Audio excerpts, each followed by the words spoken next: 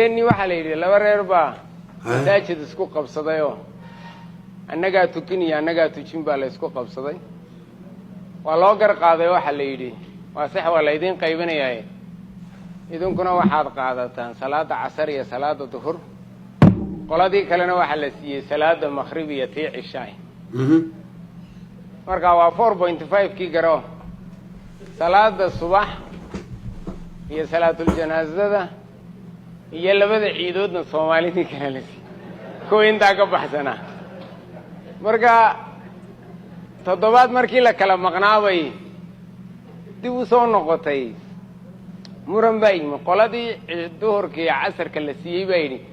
annaga waxana la siiyay salaadii bila aamiin tahay oo aamiinta naga maqan kor looma qaada garo marka reerkii kale cishaayga iyo maghribka la siiyay bayri la gaarsiyo leeyahay raacfaan baa la qaatay oo dib baa loo wada hadlaya intay soo fikireen bay iyaguna yiraahdeen ha saasa markii horeba cadaalad raajirtayo hal rakacada naga maqnayd garo maghribku waa saddex Somalia, what's going on? Somali, what's going on? hal rakacada naga maqnayd wada iyaguna doodii bay taala yimaadeen waa la murmay waa la iskari waay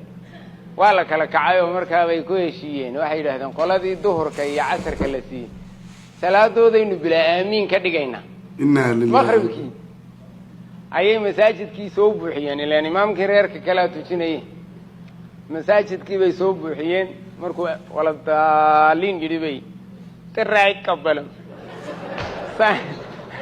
way ugu fadhiisteen garo tiraay qabalan ya silent way ka dhigeen kabacdi sheekh waswaasano waa maxay salaada aamiintii halkay u kacday oo yaabano aduu tukaday inuu soo jeedsado inta ku daba tukanaysaa waa reerkii kale maghrib iyo cishaay intii u dhaxaysay buu hawl galay marka buu yiri waa ka kacay aamiinteeni baa la qaatay oh my days cishaaygi ayay soo buuxiyeen reerkii kale garo aamiintii baa la qaatay marka wala daalintii uu yiri sheekh ayaa macaltii maghribka baaqatay la qaleeyaa mintii markaa intuu aad u farxay baa leedintu soo jeesaday buu yiri tolkay oo noolaada astaghfirullah alazim subhanallah Somali hadana we sick people wallahi we are sick people sheekh dan tujina inuu soo jeesto reerkayga